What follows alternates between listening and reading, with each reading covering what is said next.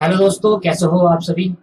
दोस्तों, आज के इस लेक्चर के अंदर हमें स्टार्ट करना है क्लासिफिकेशन ऑफ कॉन्ट्रैक्ट, जो कि हमारा चैप्टर 2 रहेगा। जिस हिसाब से मैंने आपको चैप्टर बताया है, उस चैप्टर हिसाब से हमारा एक चैप्टर खत्म हो चुका है और हमने थोड़ा बहुत बेसिक सीख लिया। हमने सीख लिया भाई कॉन्ट्रैक्ट किसे कहते हैं, हमने सीख लिया सर एग्रीमेंट क्या होता है, हमने सीख लिया प्रपोजल क्या होता है, ऑफर क्या होता है, प्रॉमिस किसे कहते हैं, प्रपोजल देने वाला को नाम क्या है, प्रॉमिस करने वाले का नाम क्या है, और एसेंशियल एलिमेंट, जो कि पहला चैप्टर में सबसे इंपॉर्टेंट चैप्टर है, वो essential element of valid contract है। पेपर में काफी बार आता है, वो उसको ध्यान से पढ़ना। नो एसेंशियल एलिमेंट बताए थे आपको, याद उसको बार बार करना, उसको बार बार करना जिससे वो अच्छे से, ठीक है।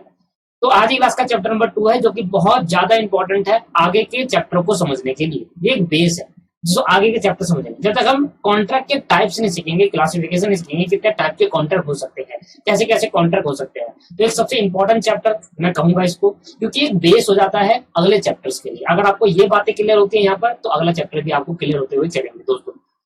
तो बिना देर करे हम स्टार्ट करते हैं अपना चैप्टर नंबर 2, जिसका नाम है क्लासिफिकेशन ऑफ कॉन्ट्रैक्ट। चलो भाई, तो सामने नोट्स पे देखेंगे, देखो मैंने यहाँ पर चैप्टर 2 लिखा है और पहले आपको लिखनी है समरी। तो हमें इस चैप्टर के अंदर क्या पढ़ना है, मेनली उसकी समरी लिखनी है। और वो समरी कुछ इस तरह ऐसे लिखना समरी। एक मिनट, हाँ जी, समरी लिखना। और समरी में सबसे पहले आप 3 क्लासिफिकेशन बनाना, 4 टाइप के होते हैं। देखो क्या था भाई, हमारा स्टडी मैट क्या था, on the basis of enforceability. On the basis of enforceability, यहाँ पे लगा देना ऑन द बेसिस, यहाँ पे लिख देना on the basis of enforceability. Classification पढ़ रहे हैं, 4 बेसिस में क्लासिफाई करा गया है कॉन्ट्रैक्ट को। इन्फोर्सिबिलिटी के बेसिस पर, फॉर्मेशन के बेसिस पर, क्रिएशन के बेसिस पर और परफॉर्मेंस के बेसिस पर। पहले आप ये चार्ट ऐसे ही आपको उतारना है और ये पूरी बातें हमें पढ़ेंगे, तब जाकर चैप्टर 2 खत्म हो जाएगा। सर, पहला classification of contract, on the basis of enforceability, on the basis of formation, on the basis of creation, on the basis of performance. दोस्तों, सब किस में लगाना है, on the basis, on the basis, on the basis. तो एक एक करके हम पढ़ते हैं। अगर हम बात करें इन्फोर्सिबिलिटी की, तो on the basis of enforceability के अंदर है void agreement, valid contract, void contract. देखो दोनों में अलग है, वॉइड एग्रीमेंट अलग होता है और वॉइड कॉन्ट्रैक्ट अलग होता है दोस्तों, जमीन आसमान का फर्क है दोनों के अंदर। फिर हमारा वॉइडेबल कॉन्ट्रैक्ट है, इलीगल कॉन्ट्रैक्ट है और अनइन्फोर्सिबल कॉन्ट्रैक्ट है। तो कुछ ऐसे है हमारे पास क्लासिफिकेशन। दोबारा बता देता हूं, on the basis of enforceability के अंदर है void agreement, valid contract, void contract, voidable contract, illegal contract और इनफोर्सिबल कॉन्ट्रैक्ट, अनइनफोर्सिबल कॉन्ट्रैक्ट। तो ये हमारे कुछ आपके पास 6 कॉन्ट्रैक्ट है, टाइप्स ऑफ क्लासिफिकेशन है, जो कि इनफोर्सिबिलिटी के बेसिस पर है। अब सर, फॉर्मेशन के बेसिस पर कितना है, फॉर्मल कॉन्ट्रैक्ट और सिंपल कॉन्ट्रैक्ट। क्रिएशन के बेसिस पर क्या है, express contract, implied contract, inferred भी कहते हैं उसको, और ई कॉन्ट्रैक्ट। ई कॉन्ट्रैक्ट एक बहुत अच्छा टॉपिक है, ई कॉन्ट्रैक्ट। फिर परफॉर्मेंस के बेसिस पे है unilateral contract, unilateral contract, bilateral contract, multilateral contract, executed contract, executory contract. दोबारा देख देते हैं एक बार। ये आपके पास, अगर ये हमने सारे कॉन्ट्रैक्ट एक एक करके उठाएंगे और एक एक कॉन्ट्रैक्ट सबको खत्म करते चलेंगे, और जब चैप्टर खत्म हो जाएगा, आप अपनी बुक्स में मैच कर सकते हैं। ये आपको जरूर दिखाएगा, ठीक है। अगर नहीं है फिर भी इसको करना जरूरी है, क्योंकि मैं कह रहा हूँ ना, बेस है, बेस। बेस जब तक क्लियर नहीं होगा ना तो कॉन्ट्रैक्ट का, तब तक आप आगे बात नहीं कर पाओगे सडन से। तो सर, परफॉर्मेंस के बेसिस पे यूनिलेटरल, बायलेटरल, मल्टीलेटरल, ई एग्जीक्यूटेड कॉन्ट्रैक्ट, एग्जीक्यूटरी कॉन्ट्रैक्ट, ये है सर। समझ में आ रहा है आपको? अच्छा, तो सर अब आप ध्यान दे, तो हम स्टार्ट कर रहे हैं on the basis of enforceability. Enforceability के बेसिस, मतलब लीगल ऑब्लिगेशन के बेसिस पर कॉन्ट्रैक्ट किसे कहते हैं मेरे दोस्तों? लीगल इन्फोर्सिबिलिटी के बेसिस पर कॉन्ट्रैक्ट कहते हैं वॉइड एग्रीमेंट। पहले हमने करा स्टार्ट वॉइड एग्रीमेंट, सबसे पहले स्टार्ट क्या कर रहे हैं, वॉइड एग्रीमेंट, ठीक है। अब हेडिंग बना दो एक, इन्फोर्सिबिलिटी के बेसिस पर, on the basis of enforceability 6 खत्म करेंगे। फिर on the basis of formation करेंगे, on the basis of creation करेंगे, on the basis of performance करेंगे, और चैप्टर खत्म हो जाएगा यार, क्लियर। और उसके बाद हमें करने हैं अपने एमसीक्यूज, जो मैं आपको प्रोवाइड कराऊंगा, और वो एमसीक्यू कर रहे हैं क्योंकि वो बिल्कुल तरीके से होंगे। ध्यान से सुनना, पहले तो आप लिख लीजिए, फिर मैं आपको समझाने की कोशिश करता हूँ क्या है void agreement। क्या है? An agreement not enforceable by law is a void agreement. A void agreement has a no legal consequences. पहले तो void agreement को दूसरा नाम से हम लैटिन वर्ड में बोलते हैं void ab initio। क्या बोलते हैं sir? void ab initio, void ab initio, void ab initio। लिख लो, पहले लिख लो, void ab initio बोलते हैं। इसका मतलब होता है from the beginning, void from the beginning. क्या मतलब होता है इसका? void from the beginning, void from the beginning, शुरू से ही वॉइड था, वॉइड फ्रॉम द बिगिनिंग। दोस्तों वॉइड एग्रीमेंट वो एग्रीमेंट होता है जिसमें इन्फोर्सिबिलिटी नहीं होती। ऐसा कोई भी कॉन्ट्रैक्ट जिस कॉन्ट्रैक्ट के अंदर इन्फोर्सिबिलिटी हटा दी तो क्या बन जाएगा सर, वॉइड एग्रीमेंट बन जाएगा। जैसे कि मैं समझाने की कोशिश करता हूं, आपने लिख लिया, आपने लिख लिया ना सर। अब देखो सबसे पहले मैं समझाने की कोशिश करता हूँ, देखो बड़ा अच्छा सा लग रहा है, बड़ा अच्छा सा फील हो रहा है, ध्यान देना। मैंने कहा सर सबसे पहले तो मैं समझाने की कोशिश कर रहा हूँ आपको वॉइड एग्रीमेंट कैसे बनेगा। वॉइड एग्रीमेंट, वॉइड एग्रीमेंट कैसे बनेगा बताओ। अगर कॉन्ट्रैक्ट में से जब हम माइनस कर देंगे इनफोर्सिबिलिटी तो क्या बन जाएगा सर, वॉइड एग्रीमेंट। मतलब जिस एग्रीमेंट में इनफोर्सिबिलिटी नहीं होती, जिस एग्रीमेंट में लीगल ऑब्लिगेशन नहीं होती, वहां पर वॉइड एग्रीमेंट होता है। जैसे कि मैंने कहा कॉन्ट्रैक्ट बताओ किससे दो मिलकर बनता है, मैंने कहा कॉन्ट्रैक्ट बनता है सर एग्रीमेंट, एग्रीमेंट प्लस इनफोर्सिबिलिटी। क्या बनता है, कॉन्ट्रैक्ट बनता है एग्रीमेंट प्लस इनफोर्सिबिलिटी। क्या बनता है दोस्तों, एग्रीमेंट, और माइनस तो है ही क्या, इनफोर्सिबिलिटी वाला, इनफोर्सिबल माइनस है। अब इनफोर्सिबल से इनफोर्सिबल कैंसिल आउट हो गया, क्या बन गया सर, एग्रीमेंट बन गया। अगर कॉन्ट्रैक्ट होता तो कॉन्ट्रैक्ट किससे दो मिलकर बनता है, एग्रीमेंट और कॉन्ट्रैक्ट, एग्रीमेंट प्लस इनफोर्सिबिलिटी। मैंने इनफोर्सिबिलिटी माइनस कर दिया, जैसे मैंने इनफोर्सिबिलिटी माइनस कर दिया क्या बच गया, सिर्फ सिर्फ एग्रीमेंट बच गया। तो एग्रीमेंट का मतलब क्या होता है, जहां पर सिर्फ ऑफर और एक्सेप्टेंस है, पर वहां पर ऑफर एंड एक्सेप्टेंस है, पर वहां पर क्या नहीं है, इनफोर्सिबिलिटी नहीं है, वहां पर ड्यूटी नहीं है उसको पूरी करने की। अगर कोई बंदा ड्यूटी अगर कॉन्ट्रैक्ट को पूरा नहीं करता तो एक दूसरा बंदा वहां पर केस नहीं कर पाएगा। एक्सेप्टेंस तो है, ऑफर तो है, एक्सेप्टेंस तो है, पर इन्फोर्सिबिलिटी नहीं है। जैसे कि हमने कहा डोमेस्टिक एग्रीमेंट जो होते हैं हमारे, क्या कहते हैं, डोमेस्टिक एग्रीमेंट जो होते हैं हमारे, सलमान खान वाली कहानी सुनाई थी, कैटरीना कैफ वाली कहानी सुनाई थी, चाय पीने के लिए बुलाया था, तो वहां पर उस केस के अंदर क्या था, उस केस के अंदर था इन्फोर्सिबिलिटी। अगर सलमान खान चाय पीने नहीं गया कैटरीना कैफ के पास तो क्या मतलब हुआ, क्या मतलब हुआ कि कैटरीना कैफ केस कर देगी, नहीं कर देगी। ऐसी कोई लीगल ऑब्लिगेशन वहां पर नहीं बनाया होता। तो अगर मैंने कहा ऐसा एग्रीमेंट जो जो कि जिस एग्रीमेंट में इनफोर्सिबिलिटी नहीं है, वो एग्रीमेंट क्या होगा, वो एग्रीमेंट बन जाएगा वॉइड एग्रीमेंट। वो एग्रीमेंट बन जाएगा वॉइड एग्रीमेंट, और वॉइड एग्रीमेंट में हम केस नहीं कर सकते, स्यू नहीं कर सकते, क्योंकि इनफोर्सिबिलिटी जब तक नहीं है तब तक हम स्यू कैसे करेंगे। इनफोर्सिबिलिटी होना बहुत जरूरी है दोस्तों। क्या क्लियर होगी ये बात, इतनी सी बातें क्लियर हुई नहीं हुई। हाँ सर एग्जाम्पल भी देना है, हाँ एग्जाम्पल, बिना एग्जाम्पल की तो बात ही नहीं करेंगे कॉन्ट्रैक्ट के अंदर। एग्जाम्पल जब तक नहीं होंगे तो चीजें समझ में नहीं आएगी। तो लो भाई एग्जाम्पल देखना, मैंने कहा void agreement is agreement which has no enforceability. ऐसा एग्रीमेंट जिसके अंदर इन्फोर्सिबिलिटी नहीं होती, सिर्फ एग्रीमेंट रह जाता है। इन्फोर्सिबिलिटी का मतलब क्या हुआ कि अगर कोई बंदा दोनों पार्टी के बीच में से कोई भी डिफॉल्ट करता है, कोई भी नहीं मानता, तो अगला बंदा उस पर केस नहीं कर सकता, अगला बंदा केस नहीं कर सकता। ऐसा कोई लीगल प्रोविजन वहां पर नहीं बनाया हुआ था। सर ध्यान सुनना, मैं आपको दो एग्जांपल बताने जा रहा हूं, और दो एग्जांपल बताने से ही मैं आपको डिफरेंस बता दूंगा कि वॉइड एग्रीमेंट और वॉइड कॉन्ट्रैक्ट के अंदर डिफरेंस है बहुत बड़ा। वॉइड एग्रीमेंट और वॉइड कॉन्ट्रैक्ट में बहुत बड़ा डिफरेंस है। देखो दोनों, वॉइड एक के पीछे लग रहा है एग्रीमेंट, एक के पीछे लग रहा है कॉन्ट्रैक्ट, तो दोनों में डिफरेंस है मेरे दोस्तों। तो ध्यान समझते रहना मेरा एग्जाम्पल, और मैं आपको समझाने की कोशिश करता हूँ। मैं एग्जाम्पल नंबर 1 दे रहा हूँ, एग्जाम्पल 1 आपको यहाँ पर लिखना है, example of void and voidable example of, अभी नहीं लिखना, जब मैं आपको बताऊंगा ना कहां पर ये एग्जांपल लिखना, अभी वो सुनना। Example of void agreement, example of void agreement and void contract, दोनों में क्या डिफरेंस है, वॉइड कॉन्ट्रैक्ट, तभी समझ में आएगा डिफरेंस, तब तक आपको एग्जांपल समझ में नहीं आएगा। एग्जांपल समझना बहुत जरूरी, एग्जांपल समझ में आ गया, सबको समझ में आ गया दोस्तों। मेरे एग्जांपल इतने इंपॉर्टेंट है ना, एग्जांपल से पूरी बातें समझ में आ जाएगी वाली। ध्यान सुनना भाई, मिस्टर ए कह रहे हैं कि देखो ध्यान सुनना, मिस्टर ए कह रहे हैं कि भाई मिस्टर बी से कि सर क्या आप मुझे एक गुड्स देंगे, वॉर गुड्स चाहिए। तो मिस्टर ए डीलिंग करता था वॉर गुड्स में, dealing in war goods, illegal काम करता था। वॉर गुड्स में डीलिंग करना इलीगल होता है दोस्तों, इलीगल होता है। वॉर गुड्स में डीलिंग करना क्या होता है, इलीगल होता है। तो सर वॉर गुड्स में डीलिंग कर रहा था, ठीक है, इलीगल हटा देता हूँ यहाँ से, वॉर गुड्स। अब मिस्टर बी ने कहा कि सर मुझे एक गन चाहिए, AK-47 गन चाहिए, AK-47, यही मुझे पता है बस, और कुछ नहीं पता। गन के अंदर माउजर होती है शायद, AK-47 चाहिए, कितने रुपए की मिलेगी। इसने कहा भाई मैं खरीदना चाहता हूँ AK-47, परचेज करना चाहता हूँ। तो इसने कहा भाई परचेज करना चाहता हूँ, मैं आपको 2 लाख रुपए दूंगा। ध्यान समझते रहेगा। तो मिस्टर कहना ठीक है मैं आपको दे दूंगा, आप मुझे पहले 2 लाख रुपए ट्रांसफर करिए। और मिस्टर परचेज करने टाइम इसने 2 लाख रुपए पेड कर दिए।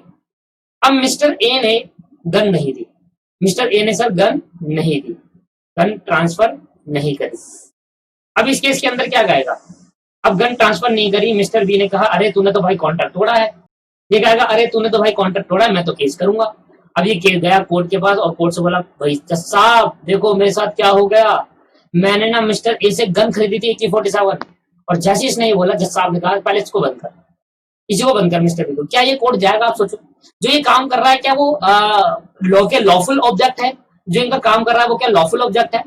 क्या ये लॉफुल ऑब्जेक्ट है या नहीं है बता दो सर। ये लॉफुल ऑब्जेक्ट है, इनका उद्देश्य ही गलत है, काम करने का उद्देश्य ही गलत है सर। क्या इसके अंदर एग्रीमेंट तो है, ए और बी के अंदर, ए और बी के पास एग्रीमेंट तो बना, पर इन्फोर्सिबिलिटी नहीं है। अगर एक बंदे ने डिफॉल्ट कर दिया, इसके बाद लीगल ड्यूटी ऑब्लिगेशन नहीं है कि अगर कोई बंदा नहीं देता, कोई बंदा एग्रीमेंट को पूरा नहीं करता तो उसमें से एक बंदा केस कर जाएगा। क्या ये स्यू कर पाएंगे या नहीं कर पाएंगे? Can not sue, can not sue, sue नहीं कर सकते क्योंकि इसके अंदर इन्फोर्सिबिलिटी नहीं है। कैन नॉट स्यू, काम ही ऐसा करा है, इन्फोर्सिबिलिटी नहीं है, कैन नॉट स्यू। पर आप मेरी बात सुनना, जब मैं आपको दूसरा एग्जाम्पल समझाऊंगा ना तब आप ध्यान सुनना दूसरा एग्जाम्पल, एग्जाम्पल नंबर 2 ध्यान सुनना दोस्तों। तो एग्जाम्पल नंबर 2 मैंने कहा, देखो ये तो मैंने कहा कि एक एग्जाम्पल है वॉइड एग्रीमेंट का। अभी एग्जाम्पल वॉइड एग्रीमेंट का क्यों? क्योंकि जब इन्होंने कोई एग्रीमेंट करा तो ऐसा एग्रीमेंट जो शुरू से ही वॉइड था, शुरू से ही पता था कि इसके अंदर लॉफुल ऑब्जेक्ट नहीं है, और जब भी कोई एसेंशियल एलिमेंट मिस होता है तो वो बन जाता है वॉइड। ध्यान सुनना, जब भी नो एसेंशियल एलिमेंट बताए थे, एक कॉन्ट्रैक्ट के अंदर नो के नो होने चाहिए, अगर एक भी मिस कर जाता है तो समझ लेना वो एग्रीमेंट वैलिड नहीं है, क्या बन जाएगा? वॉइड। इनवैलिड नहीं कहते, क्या बोलते हैं? वॉइड बोलते हैं। तो ये वॉइड था, और वॉइड कैसा था? वॉइड अब इनिशियो था। वॉइड अब इनिशियो मतलब क्या होता है? वॉइड अब इनिशियो का मतलब होता है इंग्लिश लैंग्वेज शुरू से ही वॉइड था, शुरू से ही पता था कि वॉइड है। वॉइड फ्रॉम बिगिनिंग, क्या बोलते हैं दोस्तों इसको? वॉइड फ्रॉम बिगिनिंग, शुरू से ही वॉइड था।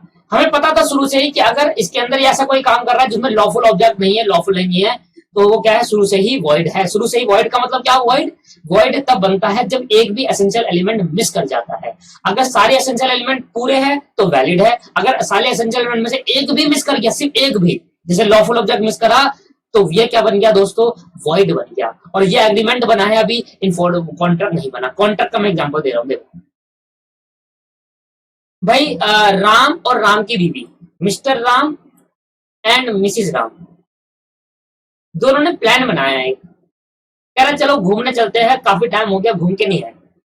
ठीक है, चलो भाई, इन्होंने ठंडी ठंडी जगह पर जाना था, घूमने जाना था। मान लेते हैं ये चले गए शिमला। कहाँ चले गए घूमने? शिमला जाना था इनको।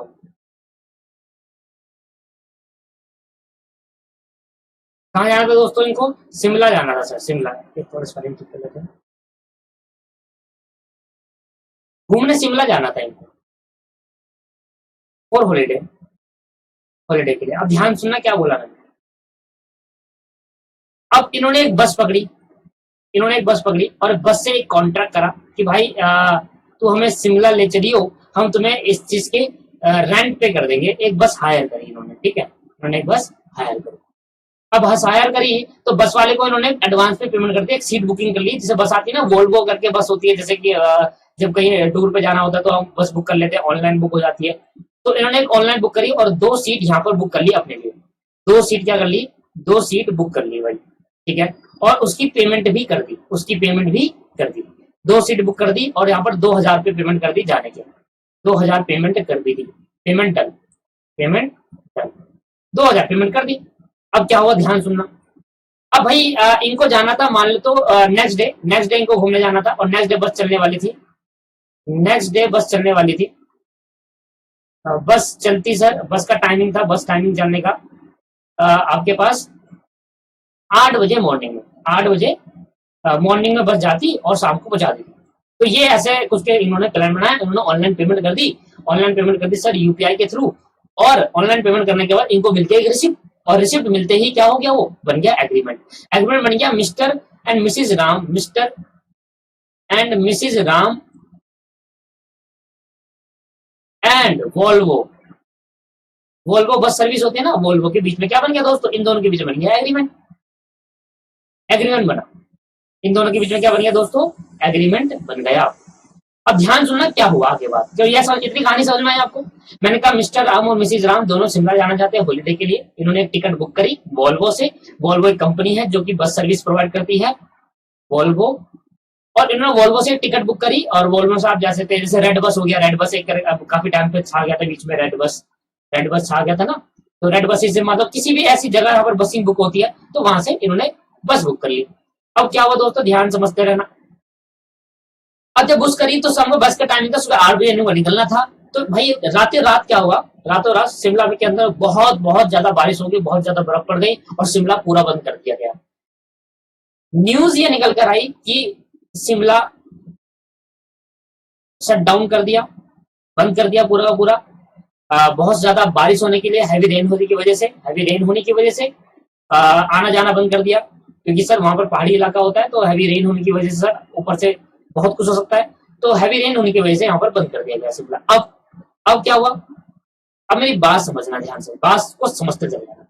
मिस्टर राम और मिसिज राम से कहा कि भाई, मिस्टर राम और मिसिज राम कह रहे हैं वोल्वो से, मिस्टर राम ने कहा वोल्वो से कि भैया हमें तो जाना है, कैसे भी करके ले जाओ, कैसे भी करके ले आओ, हमें नहीं पता, हमको जाना है भाई, साफ सीधी बात, हमने पैसे दे दिया, हमारा एग्रीमेंट बन जाएगा, और इन्फोर्सिबिलिटी भी, तुम आपको अपनी ड्यूटी पूरी करनी है, इन्फोर्सिबिलिटी है, देखो एग्रीमेंट बना, अगर वो ड्यूटी पूरी नहीं करेगा तो दोनों को ड्यूटी पूरी करनी है। देखो इसने तो अपनी ड्यूटी पूरी कर दी, इसने तो पेमेंट करके अपनी ऑब्लिगेशन को पूरा कर दिया, पेमेंट करके ऑब्लिगेशन। अब इसकी ऑब्लिगेशन रिमेनिंग बचा था, रिमेनिंग किसका था, अपनी ड्यूटी, रिमेनिंग ड्यूटी बची थी वोल्वो को वहां तक पहुंचाना था, रिमेनिंग ड्यूटी बची थी वोल्वो को छोड़ना था। भाई राम का क्या था, इन दोनों के बीच में क्या एग्रीमेंट बना कि भाई तुम मुझे वहां छोड़ना, मैं तुम्हें पैसे दूंगी, बस हो गया काम। इसने अपनी ड्यूटी पूरी कर दी, रिमेनिंग ड्यूटी बच गई थी वोल्वो की, जो पूरा करना था। राम कह रहा भाई छोड़ क्या, मुझे नहीं पता, राम कह रहा मुझे छोड़ कर आ, शिमला शट डाउन हो या कुछ भी हो, मुझे छोड़ कर आ, मुझे घूमने जाना है। अब बताओ, अगर मैं आपसे पूछूं कि भैया वोल्वो वाला क्या कहेगा, वोल्वो वाला कहेगा सर कैसे छोड़ के जाए, शिमला तो बंद पड़ा है, वोल्वो ने मना कर दिया। कॉन्ट्रैक्ट को पूरा करने से वोल्वो ने मना कर दिया, कॉन्ट्रैक्ट को पूरा करने से वोल्वो ने मना कर दिया कि भाई हम नहीं ले जा पाएंगे आपको। क्यों, और लॉजिक है भाई, कैसे ले जाएंगे, जब शट डाउन है तो गाड़ी कोई जा ही नहीं तो कैसे जाएगा, ये मानने को तैयार ही नहीं कहता मैं जल्दी जाऊं, नहीं तो मैं केस कर दूंगा। क्योंकि अगर आपने कॉन्ट्रैक्ट पूरा नहीं किया, हमारे बीच में एग्रीमेंट था, ऑफर मैंने ऑफर दिया कि मुझे छोड़ दोगे, आपने कहा हाँ ठीक है छोड़ देंगे, इन्फोर्सिबिलिटी थी, आप अपनी ड्यूटी पूरी करते, मैं अपनी ऑब्लिगेशन पूरी करते, मैंने तो अपनी कर दी, तुम्हें रह गई, मैं केस कर दूंगा भाई। तो राम ने भाई केस कर दिया, राम ने केस कर दिया, और केस करके कहा जज साहब पता है क्या हुआ सर, मैंने इनके साथ वोल्वो कंपनी के साथ एक एग्रीमेंट बनाया, और एग्रीमेंट बनाने के बाद मैंने ये कहा कि सर पेमेंट मैंने कर दिया, अब इनको मुझे छुड़वाना है तो ये छुड़वा लेना। तो जज साहब ने कहा हाँ भाई वोल्वो जी क्या बात है, क्यों नहीं छोड़ रहे। तो वोल्वो कंपनी ने कहा सर जेन्युइन प्रॉब्लम है, हम तो छोड़ना चाहते हैं, पर वहां पर तो शिमला में इतनी हैवी रेन है, वहां जा ही नहीं कोई गाड़ी, कैसे छोड़े। तो मैंने कहा बात तो ठीक है। राम को 2 घूसन मारे, जज साहब ने कहा तू पागल है क्या बे, हैं समझ नहीं आ रहा देखो गाड़ी, तुझे जाना है, ज्यादा ही घूमना हो रहा तुझे है। तो राम ने भाई कहा कि जज साहब ने भाई केस करने के बाद कोर्ट ने डिसीजन दिया, कि कोर्ट ने क्या डिसीजन दिया, कोर्ट ने कहा भाई बिल्कुल ठीक है भाई, कोर्ट ने इसको ना वॉइड कॉन्ट्रैक्ट डिसाइड कर दिया। कोर्ट ने क्या करा, वॉइड कॉन्ट्रैक्ट, और वॉइड कॉन्ट्रैक्ट की डेफिनेशन कोर्ट ने बताई।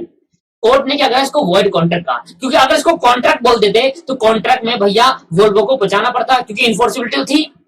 शुरू में जब ये कॉन्ट्रैक्ट बनाया था, बिगिनिंग में ध्यान सुनना, बिगिनिंग में जब कॉन्ट्रैक्ट बनाया था बिगिनिंग में, तब इसके अंदर एग्रीमेंट प्लस इन्फोर्सिबिलिटी दोनों थी या नहीं थी, बताओ। एग्रीमेंट बनाया, ऑफर प्लस एक्सेप्टेंस हुआ, और इन्फोर्सिबिलिटी थी, दोनों अपनी ड्यूटी पूरी करेंगे, अगर वो पैसा देगा तो वो छोड़कर आएगा, अगर ऐसा चीज नहीं होता तो छोड़कर नहीं आता। इन्फोर्सिबिलिटी थी, एग्रीमेंट भी था, इन्फोर्सिबिलिटी भी थी, दोनों चीज थी। शुरू में तो ये कॉन्ट्रैक्ट वैलिड था दोस्तों, शुरू में ये कॉन्ट्रैक्ट क्या था, वैलिड कॉन्ट्रैक्ट था। शुरू में क्या था, वैलिड कॉन्ट्रैक्ट। वैलिड कॉन्ट्रैक्ट क्या होता है, जहां पर एग्रीमेंट प्लस इन्फोर्सिबिलिटी और एसेंशियल एलिमेंट पूरे हो जाते हैं, वो वैलिड, सब कुछ है इसमें पूरा। कहीं लॉफुल ऑब्जेक्ट है, लॉफुल कंसिडरेशन है, वो पैसे दे रहा है, वो छोड़कर आएगा, कोई ऐसी फ्री सहमति है, फ्री कंसेंट है, सब कुछ वैलिड कॉन्ट्रैक्ट था शुरू में। अब कोर्ट ने कहा देखो कॉन्ट्रैक्ट तो वैलिड है, जब आपने ये कॉन्ट्रैक्ट करा था बिगिनिंग में, जब हमने कॉन्ट्रैक्ट करा था, जब कॉन्ट्रैक्ट करा था तब ये क्या था, वैलिड था। जब कॉन्ट्रैक्ट करा था तब ये क्या था, वैलिड था। और जब कॉन्ट्रैक्ट करा तो वैलिड था, और बाद में जाकर ये कॉन्ट्रैक्ट पूरा क्या हो गया, इनवैलिड हो गया। क्यों, क्योंकि एक बंदा अपनी ड्यूटी पूरी नहीं कर पा रहा, करना तो चाहता है पर कर नहीं पा रहा। तो कोर्ट ने कहा देखो पहले वो कॉन्ट्रैक्ट जो शुरू में करते हैं तो वैलिड रहते हैं, और बाद में कोई ऐसी प्रॉब्लम आने की वजह से वो वॉइड बन जाते हैं। क्या बन जाते हैं दोस्तों? वॉइड बन जाते हैं। ऐसे कॉन्ट्रैक्ट को बोलते हैं वॉइड कॉन्ट्रैक्ट। दोनों में फर्क है दोस्तों, दोनों में फर्क है।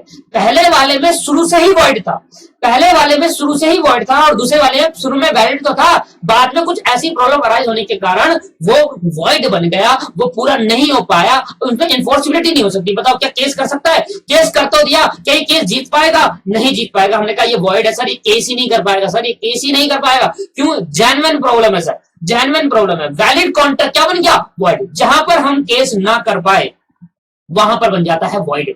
जहां पर हम केस नहीं कर पाते वहां पर क्या बन जाता है सर? वॉइड बन जाता है, जहां पर इन्फोर्सिबिलिटी खत्म हो जाती है। अब यहां पर शुरू में वैलिड था, आगे जाकर एग्रीमेंट तो रहा पर इन्फोर्सिबिलिटी खत्म हो गई दोस्तों। एग्रीमेंट तो रहा, जब इन्फोर्सिबिलिटी खत्म हो गई, और जब इन्फोर्सिबिलिटी खत्म हो जाती है तब क्या बन जाता है? वॉइड। तो ऐसा कोई भी कॉन्ट्रैक्ट जहां पर इन्फोर्सिबिलिटी नहीं होती, कोई बंदा आपस में केस किसी को केस नहीं कर पाएगा, वहां इन्फोर्सिबिलिटी जब खत्म हो जाती है तो बन जाता है वॉइड कॉन्ट्रैक्ट। क्या बन जाता है दोस्तों? Void contract. दोनों में अगर मैं डिफरेंस कहूं तो वॉइड एग्रीमेंट में डिफरेंस ये है कि वो शुरू से ही वॉइड है। हमें पहले से पता है कि आप अगर कोई ऐसी डीलिंग कर रहे हो जो अनलॉफुल इन नेचर है, जो जिसमें एसेंशियल एलिमेंट मिस है, एक भी एसेंशियल एलिमेंट अगर मिस हो गया तो वो क्या बन जाएगा? वॉइड एग्रीमेंट बन जाएगा, शुरू से ही वॉइड होगा, इसलिए नाम दिया वॉइड अब इनिशियो। और वॉइड कॉन्ट्रैक्ट में डिफरेंस क्या है? वॉइड कॉन्ट्रैक्ट का मतलब पहले तो वैलिड था, बट बाद में कुछ ऐसी प्रॉब्लम अराइज हुई जिससे वो क्या बन गया? इन्फोर्सिबिलिटी खत्म होगी, केस नहीं कर पाएगा क्योंकि सिचुएशन ही ऐसी है। क्या वो वॉल्वो वाला जा पाएगा? आप ही बताओ सर। नहीं जा पाएगा ना, क्योंकि बंद है। तो क्या वो केस कर देगा? सर कर ही नहीं पाएगा क्योंकि जेन्युइन रीजन है। तो पहले वैलिड था, बाद में इन्फोर्सिबिलिटी खत्म होने के कारण वो वॉइड बन गया। ऐसे कॉन्ट्रैक्ट को वॉइड कॉन्ट्रैक्ट कहते हैं। क्या बात समझ में आई नहीं आई? क्या बातें क्लियर है? तो बातें क्या क्लियर बताई? तो वॉइड एग्रीमेंट और वॉइड कॉन्ट्रैक्ट में क्या डिफरेंस होता है? वॉइड एग्रीमेंट और वॉइड कॉन्ट्रैक्ट में अगर मैं डिफरेंस बताऊं तो वॉइड एग्रीमेंट होता है, वैसे तो मैंने लिखा है वॉइड एग्रीमेंट होता है शुरू से ही वॉइड, पहले से ही पता है कि हम केस नहीं कर पाएंगे। वॉइड अब इनिशियो, वॉइड अब इनिशियो मतलब बिगिनिंग से ही वॉइड था, बिगिनिंग से ही एसेंशियल एलिमेंट मिसिंग था, बिगिनिंग से ही एसेंशियल एलिमेंट था, बिगिनिंग से ही इन्फोर्सिबिलिटी नहीं थी उसको में, बिगिनिंग से ही वॉइड था। वॉइड का मतलब क्या है? जहां पर इन्फोर्सिबिलिटी नहीं होती, केस करने की लीगल ऑब्लिगेशन नहीं होती। अगर मैंने कहा वॉइड कॉन्ट्रैक्ट के बारे में क्या होगा, तो हम कहेंगे भाई पहले तो जब कॉन्ट्रैक्ट करा था तो वैलिड था, कॉन्ट्रैक्ट करते टाइम तो वैलिड था, कॉन्ट्रैक्ट टाइम में करते टाइम तो वैलिड था, और उसके बाद आफ्टर सम टाइम ये क्या बन गया? वॉइड बन गया। आफ्टर सम टाइम क्या बन गया दोस्तों? आफ्टर सम टाइम ये वॉइड बन गया। पहले वैलिड था, अब वॉइड बन गया। वैलिड था, अब क्या बन गया दोस्तों? वॉइड। तो पहले जो वैलिड था फिर बाद में जाकर वॉइड बन जाता है, बाद में इन्फोर्सिबिलिटी खत्म हो जाती है, उसको हम नाम देते हैं वॉइड कॉन्ट्रैक्ट। क्या बात समझ में आई? दोनों में डिफरेंस समझ में आया? हाँ सर डिफरेंस समझ में आ गया। मैंने कहा अगर आप ऐसा काम करो, मैंने और आपने एक बिजनेस करा ड्रग्स बेचने का, तो ड्रग्स बेचने का अगर मैं उनमें से एक भी आप मान लो मैंने आपको पैसे दे दिए और आपने मेरे को ड्रग्स नहीं दिए उसके बदले में, क्या मैं आप पे केस कर सकता हूँ? क्या मैं कोर्ट के पास जाऊंगा सर मैंने ड्रग्स खरीद रहा था आपने दिया नहीं, वो मेरे को जेल में बंद कर देंगे सर? समझे आप? शुरू से ही वॉइड है, वॉइड एग्रीमेंट। और वॉइड कॉन्ट्रैक्ट क्या है? मैंने आपने कॉन्ट्रैक्ट करा, किसी ऐसी सिचुएशन अराइज होने के कारण वो कॉन्ट्रैक्ट नहीं हो पाया। जैसे कि मैं एग्जांपल और लेकर बताता हूं। अब मैंने आपसे कहा कि मुझे एक टीवी चाहिए, मुझे 100 टीवी चाहिए, वो भी सोनी के, जापान से आना है। तो आपने कहा ठीक है वो टाइम लगेगा, वो शिप से आ रहा है, जापान से इंपोर्ट होगा, शिप से आ रहा है। अब क्या हुआ? बीच में आ रहा था, मैंने कहा ठीक है, आपने मुझसे पैसे ले लिए, आप कह रहे भाई वो जापान से आने वाला है, इंपोर्ट करना है उसको, जापान से आने वाला है। मैंने आपको पैसे दे दिए, मैंने कहा 100 टीवी के ले लो भैया, जो भी इतने पैसे बनता है 20-30 लाख रुपए ले लो। मैंने आपको पैसे दे दिए और अपनी ड्यूटी खत्म कर दी। आपकी ड्यूटी है कि आप मुझे टीवी डिलीवर करोगे। अब क्या हुआ? जापान से वो आ रहा था तो समुद्र से आ रहा था, समुद्र पे भाई वो मिल गए पायरेट्स ऑफ द कैरिबियन। देखिए मूवी आपने पायरेट्स ऑफ द कैरिबियन? नहीं देखी? जाकर ट्रेलर देखना, बड़ी मजेदार मूवी है, सब जरूर देखे उसको। उसमें क्या था? लुटेरे होते हैं पायरेट्स ऑफ द कैरिबियन, तो क्या होता है? लुटेरे होते हैं वहां पर, क्या होता है? लूट लेते हैं। तो वो लूट लिया गया, शिप को क्या कर लिया? लूट लिया। अब क्या हुआ? क्या वो आ पाएगा? अब क्या मैं आप पे केस कर दूं? ऑब्वियस सी बात है सर, कर ही नहीं पाऊंगा। पर जब हमने कॉन्ट्रैक्ट करा था तो वैलिड था, आप मुझे डिलीवरी करने वाले थे। बट क्या हुआ? कुछ ऐसी सिचुएशन, लुटेरा आए और सारे टीवी लूट कर लेकर वहां पर सारा शिप लूट लिया, हाईजैक कर लिया, सब कुछ कर लिया। अब वो सिर्फ आ नहीं सकता, तो आप मुझे डिलीवरी नहीं कर सकते। तो अब आप मेरे को नहीं कर पाओगे, तो मैं आप पे केस तो ना कर पाऊंगा क्योंकि जेन्युइन रीजन है। तो ये क्या हो गया? इन्फोर्सिबिलिटी खत्म हो गई, केस नहीं कर पाऊंगा, लीगल ऑब्लिगेशन खत्म हो गया। तो ऐसे कॉन्ट्रैक्ट क्या हो गया? शुरू में वैलिड, बाद में वॉइड। तो दोनों में डिफरेंस समझ में आया? अब आपको क्लियरिटी मिल गई? ठीक है। तो ऐसे कॉन्ट्रैक्ट, ऐसा एग्रीमेंट जो शुरू में तो क्या रहता है, शुरू में तो वॉइड रहता है। वॉइड एग्रीमेंट क्या हो गया? वॉइड एग्रीमेंट हो गया जो शुरू से ही वॉइड है, पहले से ही ऐसी इन्फोर्समेंट। मैंने ड्रग्स बेचने का भी, मैंने ऐसा कोई भी कॉन्ट्रैक्ट बनाया जिसमें इन्फोर्सिबिलिटी थी नहीं, आप केस नहीं कर पाओगे।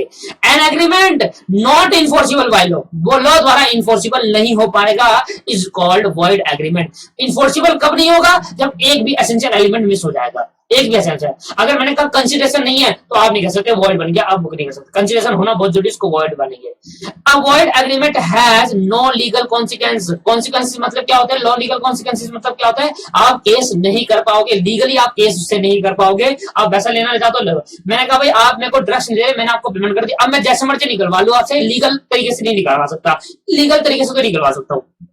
क्या क्लियर हो गया? नहीं है? तो लीगल कॉन्सिक्वेंसेस खत्म हो जाते हैं। तो मैंने कहा कॉन्ट्रैक्ट में से इन्फोर्सिबिलिटी आता है तो क्या बन जाएगा? एग्रीमेंट जो बचेगा वो एग्रीमेंट क्या हो जाएगा?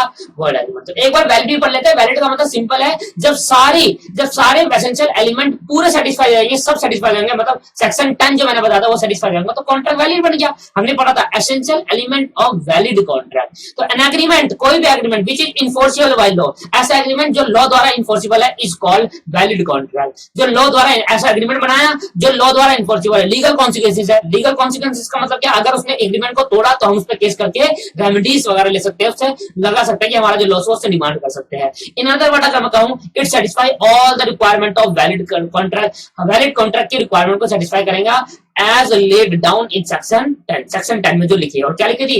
एसेंशियल एलिमेंट्स लिखे थे कि वैलिड कॉन्ट्रैक्ट होने के लिए इतने एसेंशियल एलिमेंट, इतना जरूरी है। एसेंशियल मतलब क्या होता है? जरूरी। ये एलिमेंट्स होने चाहिए, मतलब 9 के 9 चीज होनी चाहिए एक कॉन्ट्रैक्ट के अंदर, तभी कॉन्ट्रैक्ट वैलिड कहलाएगा।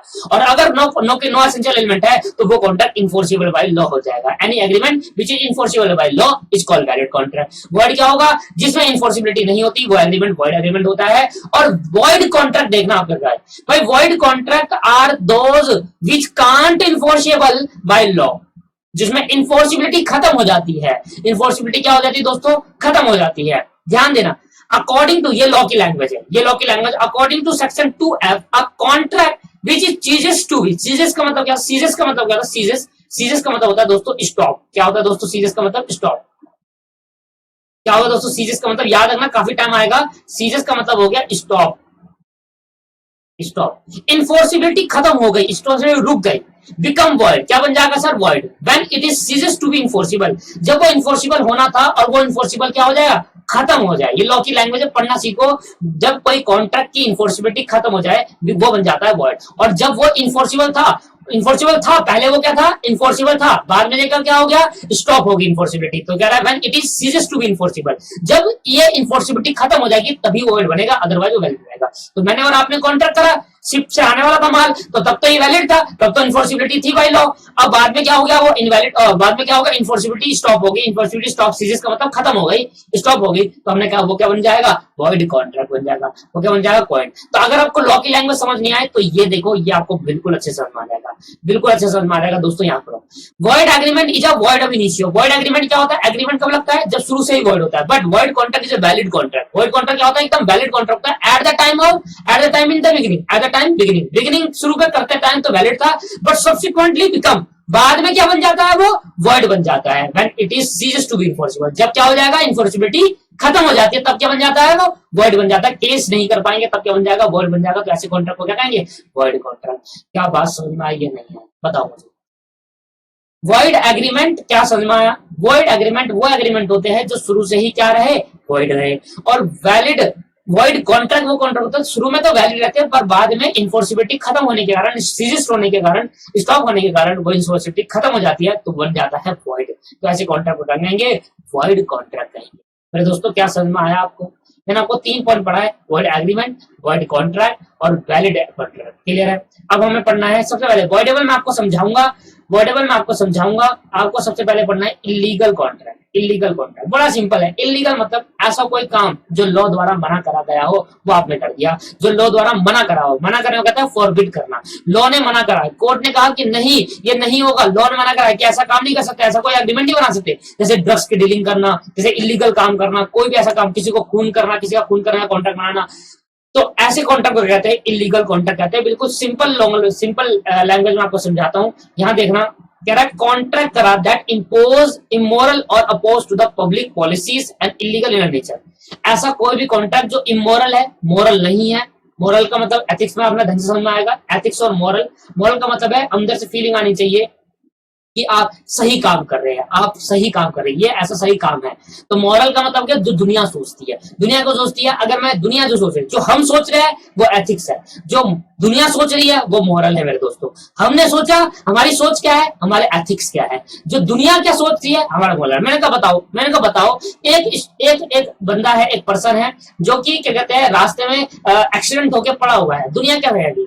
आप बताओ क्या करना, उसको उठाकर ले जाना चाहिए या नहीं ले जाना चाहिए? बताओ, आप उसको उठाकर हॉस्पिटल में एडमिट करना चाहिए, नहीं करना चाहिए? एडमिट करना चाहिए। और मैं अगर 10 जने से पूछूं कि भाई एक बंदा एक्सीडेंट पड़ा है, रोड में पड़ा हुआ है, एक्सीडेंट हो गया उसका, ऐसी मरने की हालत में है, क्या उसको ले जाना चाहिए? मैं से 100 लोगों से पूछूंगा ना, वो हर कोई कहेगा इसको ले जाना चाहिए। पर आप क्या ले जाओगे एक्चुअल में? नहीं सर, आप नहीं ले जाओगे एक्चुअल में। कह रहा कौन फंसेगा? तो ये आपके एथिक्स है।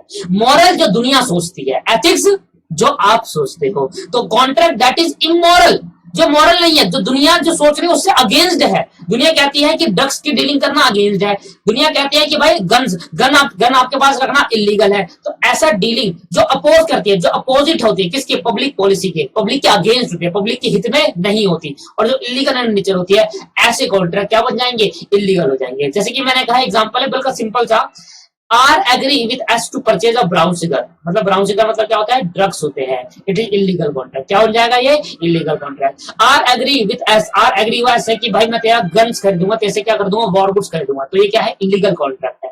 क्या है दोस्तों? इलीगल कॉन्ट्रैक्ट है। और इलीगल कॉन्ट्रैक्ट है ना, तो हर इलीगल कॉन्ट्रैक्ट क्या होगा? हर इलीगल कॉन्ट्रैक्ट क्या बन जाएगा सर? हर इलीगल कॉन्ट्रैक्ट वॉइड है।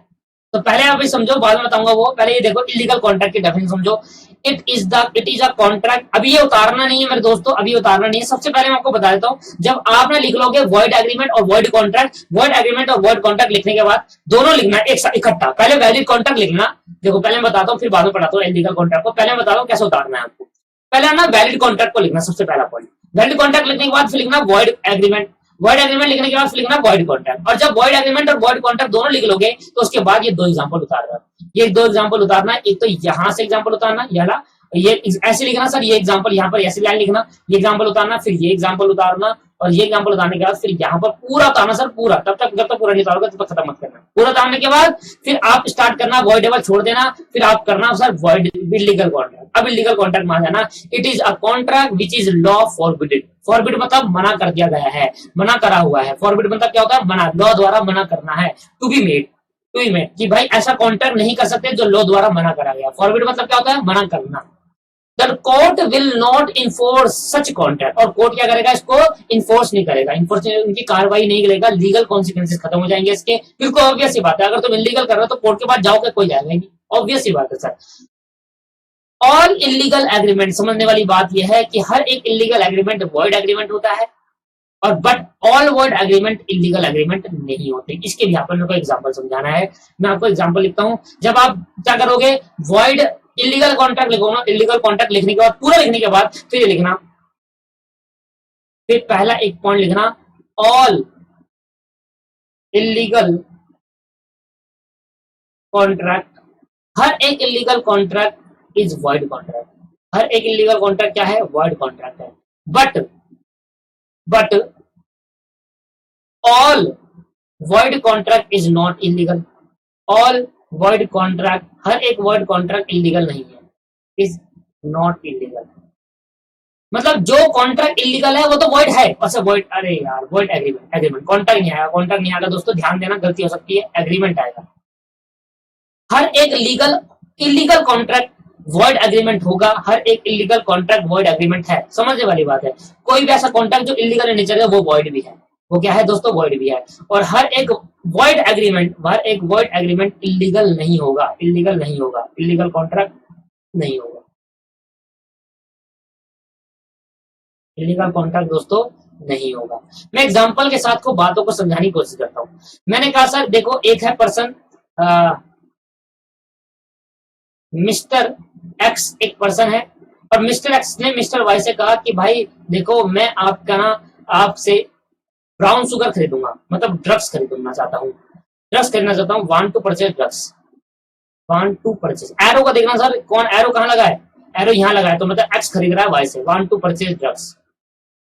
एक्स ने कहा ठीक है मैं बेच दूंगा ड्रग्स, आपको कितना पेमेंट करना है, आपको पेमेंट करना है सर, पेमेंट करना है सर आपको 2 लाख रुपए, 2 लाख रुपए आपको पेमेंट करनी है, आपको ड्रग्स दे देंगे।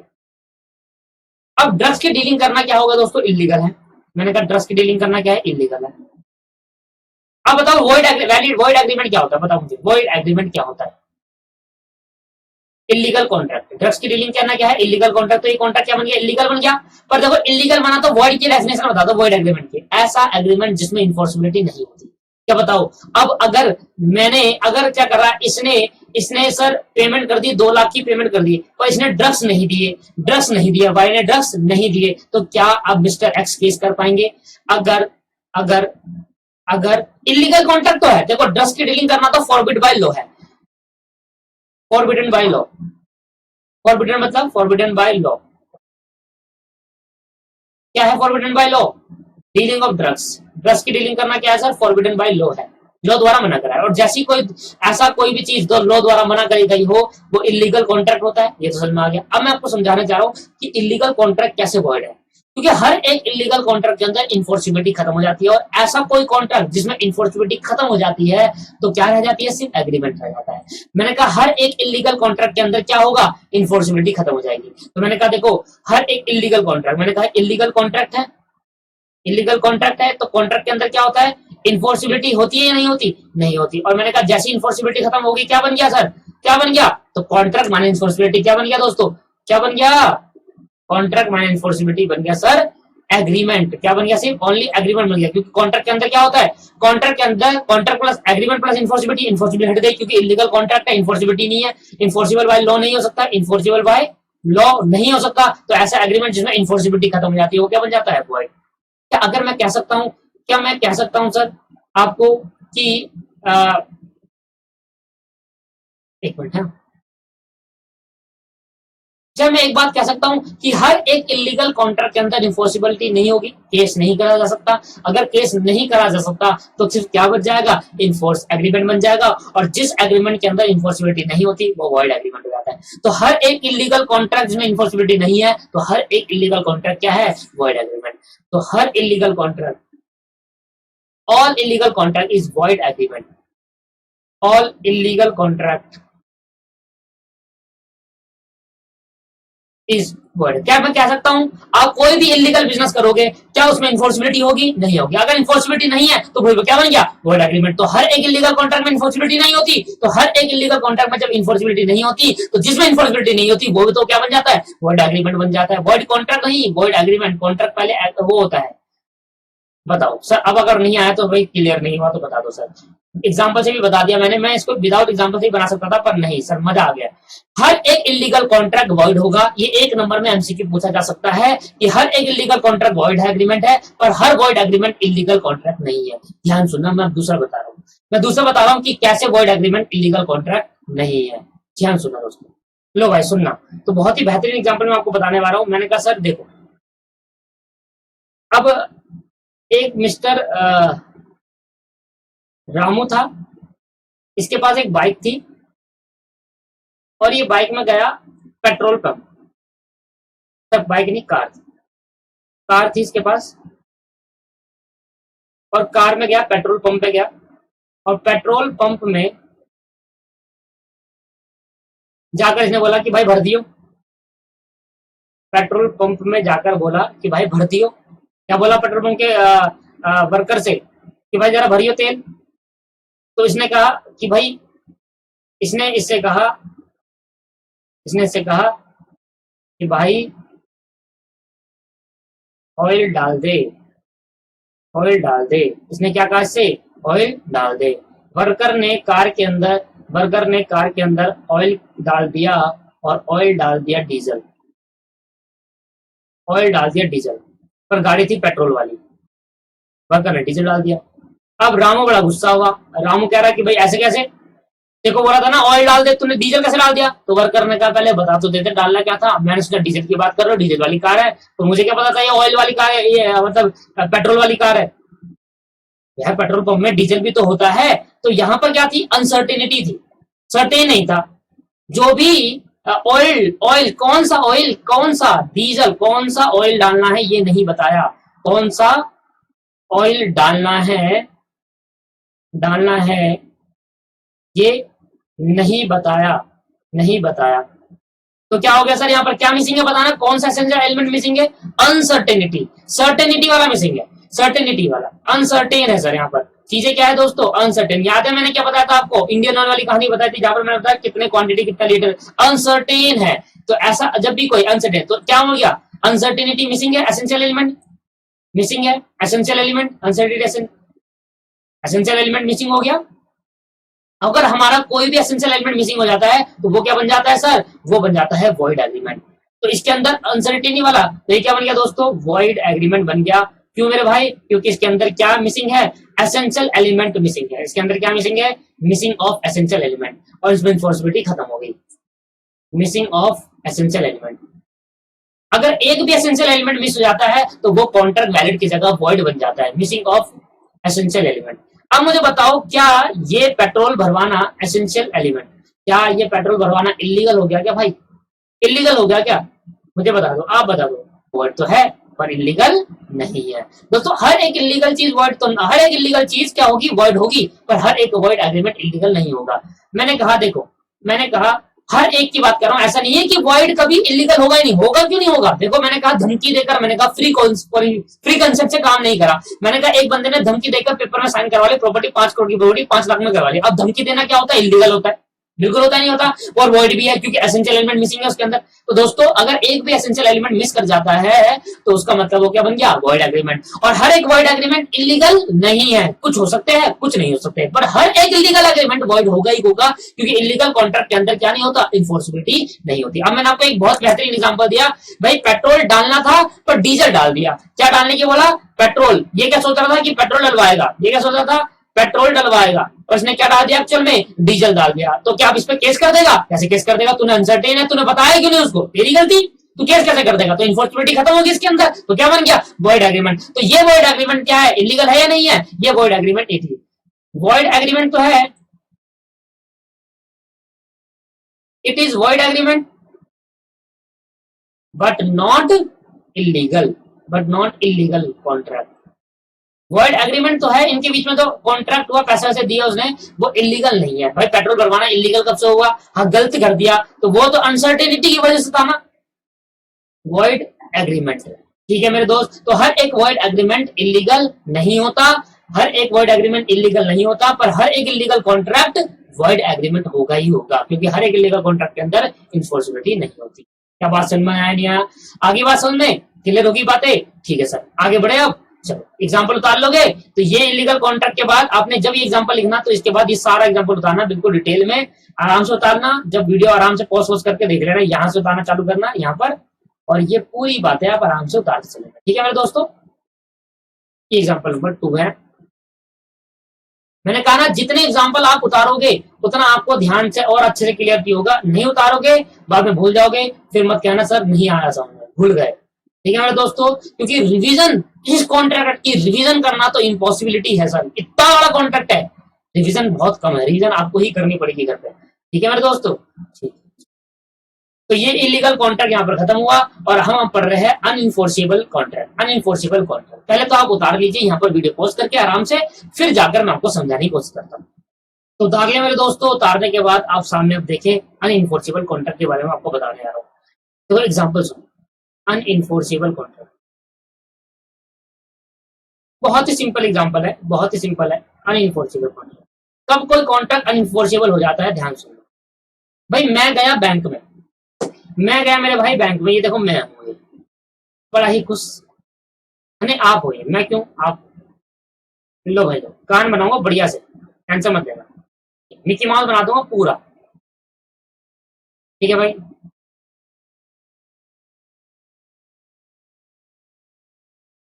मेरे हाथ ऐसे क्यों बनते हैं, रावण हो गया आप। लो भाई, आप तो मैंने खतरनाक बना दिया भाई, पैर भी ऐसे कर दिए। तो मैंने कहा सर ये है, मान लेते हैं mister mister Y, mister Y क्या है, ये है। अब मिस्टर वाई बैंक में गए, बैंक में गए, मान लेते हो बैंक है, ठीक है, बैंक है SBI बैंक। SBI बैंक में गए और कहा कि सर मुझे ना अकाउंट खुलवाना है और मुझे पैसे डिपॉजिट कराने हैं। तो SBI बैंक वाले ने कहा हाँ ठीक है। SBI बैंक वालों ने किसने कहा भाई अकाउंट ओपन करना है, अकाउंट ओपन करना है, अकाउंट ओपन करना है। इन्होंने कहा ठीक है आप फॉर्म भर दीजिए। SBI बैंक ने क्या दिया इनको, फॉर्म सबमिट कराया। SBI बैंक ने क्या दिया दोस्तों इनको, एक फॉर्म दिया, account opening form, account opening form, account opening form दे दिया। कहा कि भाई आप फॉर्म सबमिट कर दो और डॉक्यूमेंट वगैरह सबमिट कर दो, हम आपका अकाउंट खोल देंगे और कैश जमा करा दो। अब इसने भाई कैश जमा करा दिया। मिस्टर एक्स ने कैश जमा कराया सर 50,000 रुपए। मिस्टर एक्स ने कैश जमा कराया 50,000 रुपए और इसने ना फॉर्म भी भर दिया, कैश भी जमा कराया, फॉर्म भी फिलअप कर दिया, डॉक्यूमेंट भी सबमिट करा दिया, फॉर्म फिलअप कर दिया, फॉर्म फिलअप कर दिया। अब क्या हुआ ध्यान समझना, अब मेरे दोस्तों क्या हुआ, अब इसका अकाउंट ओपन नहीं हुआ, काफी टाइम हो गया, अकाउंट नॉट हुआ। आफ्टर सम टाइम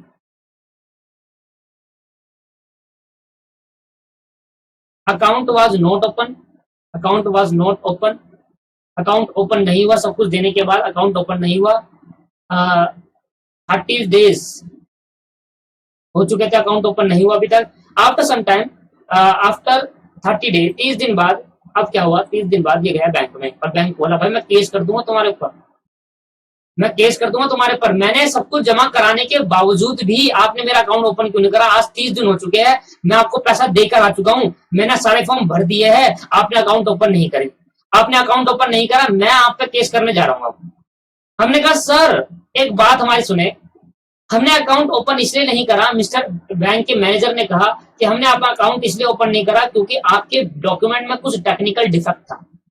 इसने कहा कि भाई आपके डॉक्यूमेंट में कुछ टेक्निकल डिफेक्ट था, जो भी आपने डॉक्यूमेंट दिया कुछ डॉक्यूमेंट मिसिंग थे और कुछ डॉक्यूमेंट में आपके नाम गलती थी, टेक्निकल डिफेक्ट था, आधार कार्ड पैन कार्ड वगैरह आपके पास कुछ गलत था, आधार कार्ड में नाम अलग है, पैन कार्ड में नाम अलग है, टेक्निकल डिफेक्ट है सर, टेक्निकल डिफेक्ट है और टेक्निकल डिफेक्ट होने की वजह से हमने आपका अकाउंट नहीं खोला। और जब टेक्निकल डिफेक्ट होता है हम कैसे खोलते हैं आप बताओ, गलत होना खोल देते। इसने कहा नहीं मैं क्या टेक्निकल डिफेक्ट तो कुछ भी, मैं तो केस करूंगा। हमने कहा जाओ कर दो केस। अब सोचने वाली बात है जब ये कोर्ट में गया होगा तो क्या हुआ होगा, इसने कहानी बताई होगी सर मैंने फॉर्म जमा कर दिया था, अब बैंक वाले कह रहे टेक्निकल डिफेक्ट है, तो भैया ऐसे क्या है ये टेक्निकल 30 दिन हो गए मेरे को अर्जेंटी थी, मेरा अकाउंट नहीं खोल रहे। बैंक वाले ने तो सीधा बोल दिया टेक्निकल डिफेक्ट है इस वजह से, तो बैंक वाले को बुलाया गया कोर्ट ने बैंक वाले से कहा कि बताओ भाई क्या बात हो गई, क्यों अकाउंट नहीं खोला इनका। हमने कहा सर बहुत बड़ी प्रॉब्लम थी, आधार कार्ड में नाम अलग है और पैन कार्ड में नाम अलग आ रहा, दोनों का टेक्निकल डिफेक्ट है, डेट ऑफ बर्थ भी दोनों में अलग अलग था, हम कैसे खोल देते बताओ। तो जज साहब ने कहा बात तो सही है, बात तो सही बिल्कुल, क्योंकि सर टेक्निकल डिफेक्ट तो गलत अगर डॉक्यूमेंट डाल दिया बैंक में, अगर गलत डॉक्यूमेंट डाल दिया तो गलत हो जाएगा पूरा, तो टेक्निकल डिफेक्ट की वजह से बैंक कोर्ट ने कहा कि भाई इसमें इन्फोर्सिबिलिटी नहीं है, आप केस नहीं कर सकते, ये गलती आपकी है, आपका अकाउंट है, तो भाई जज साहब ने कहा इसके अंदर इन्फोर्सिबिलिटी नहीं है। इन्फोर्सिबिलिटी कोर्ट ने कहा कि भाई इस टेक्निकल डिफेक्ट होने की वजह से इन्फोर्सिबिलिटी हम आपकी खत्म करते हैं, क्योंकि इन्फोर्सिबिलिटी जैसी खत्म हो गई दोस्तों, इन्फोर्सिबिलिटी जैसी खत्म हो गई क्या हो जाएगा, वॉइड एग्रीमेंट नहीं हो जाएगा भाई। इन्फोर्सिबिलिटी जैसी खत्म हो गई वो केस नहीं कर पाएगा, क्योंकि सर इन्फोर्सिबिलिटी खत्म जानबूझ के करी गई, क्यों इन्फोर्सिबिलिटी क्या कर दी, चीजें कर दी, स्टॉप कर दी, खत्म कर दी इन्फोर्सिबिलिटी, कहा कि हम इसको इन्फोर्सिबल नहीं करने देंगे, आप कोर्ट में आके केस नहीं कर सकते इसके भी आप पर, क्यों क्यों नहीं कर सकते, रीजन बीइंग कि टेक्निकल डिफेक्ट है। आप पहले इस टेक्निकल डिफेक्ट को सॉल्व कर लो, आप इस टेक्निकल डिफेक्ट को क्या कर लो, सॉल्व कर लो। कौन करेगा सॉल्व, सॉल्व कर लो, solve by Ram, solve by Ram, Ram इस टेक्निकल डिफेक्ट को सॉल्व कर लेगा। अब जब आप इसको सॉल्व कर लोगे, after solving the technical defect, आपकी जो कॉन्ट्रैक्ट है वापस इन्फोर्सिबल कर दिया जाएगा। तो कुछ टेक्निकल डिफेक्ट की वजह से जब कॉन्ट्रैक्ट इन्फोर्सिबल हो जाता है, अनइन्फोर्सिबल, इन्फोर्सिबिलिटी खत्म हो जाती है, तो उसको बोलते हैं अनइन्फोर्सिबल कॉन्ट्रैक्ट। ध्यान सुन लो, टेक्निकल डिफेक्ट सॉल्व होने के बाद वो वापसी क्या बन जाता है, इन्फोर्सिबल कॉन्ट्रैक्ट बन जाता है। तो दोस्तों इन्फोर्सिबल और अनफोर्सिबल कॉन्ट्रैक्ट क्या होता है, ऐसा कोई कॉन्ट्रैक्ट जो पहले क्या था इन्फोर्सिबल, पहले क्या बना अनइन्फोर्सिबल हो गया, ध्यान देना unenforceable. These contract are the contract which cannot be enforced in a court of law, जिसके अंदर कोर्ट में जाकर हम इन्फोर्स नहीं कर सकते, लीगल कॉन्सिक्वेंस केस नहीं कर सकते, because of some technical defect. Bank वाले की गलती बताओ या उस पर्सन की गलती जिसने अकाउंट खोला, सर मिस्टर भाई की गलती, क्योंकि आधार कार्ड में नाम कुछ अलग है, पैन कार्ड में नाम कुछ अलग है। टेक्निकल डिफेक्ट क्या है, टेक्निकल डिफेक्ट समझ में आ जाएगा ना आपको, लिख लोगे कहां है टेक्निकल डिफेक्ट, टेक्निकल डिफेक्ट है कि change the name technical defect, अच्छा लिख तो दिया डॉक्यूमेंट में टेक्निकल डिफेक्ट समझ लेना। तो टेक्निकल डिफेक्ट की वजह से वो केस नहीं कर पाएगा, बट आगे लिखा हुआ है these contract become fully enforceable, ये फुल्ली इन्फोर्सेबल हो जाएगा if the technical defect are remove. अब दोस्तों वो टेक्निकल डिफेक्ट कुछ भी हो सकता है, कुछ भी हो सकता है, कुछ भी मेरे दोस्तों टेक्निकल डिफेक्ट हो सकता है। जैसे कि मैं एक और एग्जांपल आपको देना चाहूं तो एक और एग्जांपल मैं आपको दूंगा। तो भैया हमने कहा एग्जांपल मैं देता हूं, ये एग्जांपल नंबर 2 है टेक्निकल, क्योंकि जब तक आपको मैं और अच्छे से क्लियर नहीं करवाऊंगा ना आप कंफ्यूज होगे कि टेक्निकल डिफेक्ट क्या है। देखो बैंक का समझ में आ गया क्या टेक्निकल डिफेक्ट होता है। एक और एग्जांपल देता हूं और क्लियरिटी के साथ समझ में आएगा। तो मैंने कहा देखो फिर दोबारा मिस्टर वाई आए और मिस्टर वाई ने एक प्रॉपर्टी खरीदी, मिस्टर वाई ने एक प्रॉपर्टी खरीदी मेरे दोस्त, और प्रॉपर्टी खरीदी ये है मिस्टर वाई। इन्हें कहा कि भाई मैं मिस्टर एक्स से जाकर ना एक प्रॉपर्टी बाय करना चाहता हूं। तो मिस्टर एक्स से want to buy a property, क्या लिखा sir, want to buy a property, एक प्रॉपर्टी खरीदना चाहते हैं किससे सर, मिस्टर किससे खरीदना चाहते हैं सर, मिस्टर एक्स से खरीदना चाहते हैं। तो लो भाई मिस्टर एक्स भी बनाते हैं। मिस्टर एक्स कुछ ज्यादा ही खुश है क्योंकि इनकी प्रॉपर्टी बेच रहे, पैसा आने वाला भाई, अंधा पैसा आने वाला है ना। तो मिस्टर ए कुछ ज्यादा ही खुश है। तो ये हमारा हो गया मिस्टर एक्स, मिस्टर एक्स ज्यादा ही खुश है, और मिस्टर वाई थोड़ा दुखी है, पैसा प्रॉपर्टी भी आ रही है, ये भी खुश है पर इतना नहीं, चलो प्रॉपर्टी चलो ले लेते हैं, पैसा नहीं था। अब क्या हो, वांट टू बाय प्रॉपर्टी, तो कहा ठीक है भाई प्रॉपर्टी है, हमने कहा 20 लाख की होगी प्रॉपर्टी, 20 लाख का प्राइस है प्रॉपर्टी का। मिस्टर एक्स ने कहा ठीक है भाई खरीद लेते हैं, और इन्हें खरीद ली। अब डॉक्यूमेंट देने के लिए डॉक्यूमेंट सबमिट कराने पड़ते हैं, रजिस्ट्रेशन कराना पड़ता है, डॉक्यूमेंट देने पड़ते हैं, डॉक्यूमेंट देने पड़ते हैं for registration of property, property नाम कराने के लिए, रजिस्ट्रेशन ऑफ प्रॉपर्टी, डॉक्यूमेंट देना पड़ते हैं for registration of property, property registration कराने के लिए डॉक्यूमेंट सबमिट कराने पड़ते हैं दोस्तों। अब जो डॉक्यूमेंट आपने सबमिट करा है उस डॉक्यूमेंट के अंदर कुछ टेक्निकल डिफेक्ट आ गया, मान लेते हैं वो डॉक्यूमेंट के अंदर कुछ चीजें ऐसी हो गई जिससे प्रॉपर्टी ट्रांसफर नहीं हो पाई टेक्निकल डिफेक्ट की वजह से। हाँ टेक्निकल डिफेक्ट की वजह से। अब वो टेक्निकल डिफेक्ट क्या हो सकता है, मान लो आपने अपनी प्रॉपर्टी, वही हो सकता है डॉक्यूमेंट में डिफेक्ट होना, डॉक्यूमेंट्स में डिफेक्ट होना, आपने ढंग से आपका वही सेम कि डॉक्यूमेंट आप कौन कौन सबमिट कराओगे, फोटो कराओगे, विटनेस होगा, विटनेस लेकर आओगे, है ना, और आपके पास आधार कार्ड जमा कराओगे, पैन कार्ड जमा कराओगे, सब कुछ जमा कराओगे। तो टेक्निकल डिफेक्ट होने की वजह से डॉक्यूमेंट के अंदर टेक्निकल डिफेक्ट होने की वजह से वो प्रॉपर्टी ट्रांसफर नहीं हो पाई, property not transfer, property not transfer, transfer नहीं हो पाई। क्या अब मुझे बताओ, क्या मिस्टर वाई उस पर केस कर देंगे, भाई मिस्टर वाई केस कर देंगे, बट टेक्निकल डिफेक्ट किसकी वजह से, मिस्टर वाई की वजह से। तुम्हारे डॉक्यूमेंट में टेक्निकल, मैं तो प्रॉपर्टी ट्रांसफर कर रहा हूँ, एक्स कह रहा भाई मैं तो कर रहा हूँ ट्रांसफर, तुम ही नहीं कर रहे, तुम्हारा टेक्निकल डिफेक्ट आया है। तो जब आप ये टेक्निकल डिफेक्ट रिमूव कर दोगे ना सर, जब आप टेक्निकल डिफेक्ट रिमूव कर दोगे, खत्म कर दोगे, तब अभी आप मिस्टर वाई पे एक्स पे केस नहीं कर सकते, अभी उसकी गलती नहीं है। आप पहले अपना टेक्निकल डिफेक्ट रिमूव कर लो और जैसे ही उठ जाएगा फुल्ली इन्फोर्सिबल हो जाएगा, ये क्या हो जाएगा, फुल्ली इन्फोर्सिबल। अब बता देना अगर अब टेक्निकल डिफेक्ट रिमूव होने के बाद अगर अब मिस्टर एक्स आपको प्रॉपर्टी ट्रांसफर नहीं करते ना, अब आ जाना हमारे पास, हम आपकी प्रॉपर्टी ट्रांसफर करवा देंगे। आई बात समझ में नहीं आई? तो टेक्निकल डिफेक्ट की वजह से मत आना, अगर आपके पास टेक्निकल डिफेक्ट है तो आप केस नहीं कर सकते उस पर किसी दूसरे पर्सन पे। हाँ जब आप टेक्निकल डिफेक्ट पूरा रिमूव कर दो और उसके बाद भी प्रॉपर्टी अगर मिस्टर एक्स ट्रांसफर नहीं कर रहा, तब कोर्ट पे केस कर देना, फुल्ली इन्फोर्सिबल रहेगा। क्या अब क्लियर होगा टेक्निकल डिफेक्ट क्या होता है? ठीक है, डॉक्यूमेंट्स वगैरह में टेक्निकल डिफेक्ट होता है। तो पहले अगर आपका टेक्निकल, देखो मेरी तरफ से अगर गलती है, मेरे डॉक्यूमेंट खराब है, तो पहले मैं अपने डॉक्यूमेंट ठीक कर लेता हूं, मैं केस कैसे कर दूंगा, तो इन्फोर्सिबल है, अभी अनइन्फोर्सिबल है, केस नहीं कर पाऊंगा। अब मैंने अपने टेक्निकल डिफेक्ट रिमूव कर लिए, खत्म कर दिया, बिल्कुल सही कर दिया, जो चेंज करना था सब कुछ कर दिया, बढ़िया से हो गया। अब अगर मेरी प्रॉपर्टी ट्रांसफर नहीं करता तो टेक्निकल डिफेक्ट खत्म होती, फुल्ली इन्फोर्सिबल हो जाएगा, प्रॉपर्टी अब ट्रांसफर नहीं करेगा तो केस कर दूंगा भाई इस पे। ठीक है मेरे दोस्तों, क्या क्लियर है या नहीं है?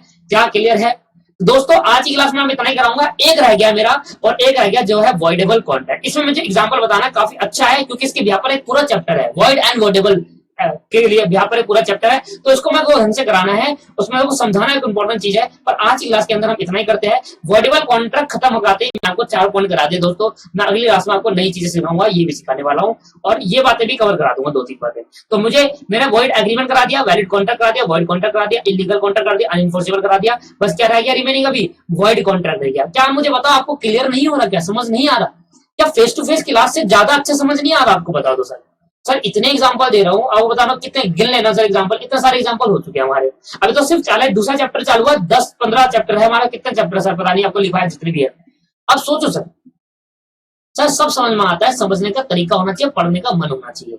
पढ़ने का अगर आपके पास डेडिकेशन है ना सर, चाहे वीडियो हो चाहे आपका फेस टू फेस है, सब समझ में आता है। प्रॉब्लम तो ली जाएगी, प्रॉब्लम आएगी तभी तो दोगे। आप बताओ अभी तक कोई प्रॉब्लम आई तो बताओ, प्रॉब्लम आए तो आप मुझे मैसेज कर देना, नहीं आए तो भाई सब चलन दो। चीजें समझ में आ रहा है ना दोस्तों? तो इसलिए दोस्तों क्लियरिटी के साथ समझे चीजों को। मैंने कह रहा है ना थोड़ा डिटेल में पढ़ेंगे, पर हमारा अगर बेस हमारा अच्छा होगा ना तो हमें चीजें आगे भी अच्छे समझ में आएगी। आज के लिए इतना ही करते हैं दोस्तों, नेक्स्ट क्लास में इसको पूरी तरीके से देखेंगे। अभी इसमें लगेगी क्लास, क्योंकि 2 क्लास अभी और लगने वाली है, जिस हिसाब से अगर ये ज्यादा बड़ा चला। ठीक है मेरे दोस्तों, थैंक यू वेरी मच। आज क्लास में इतना ही, बाय बाय।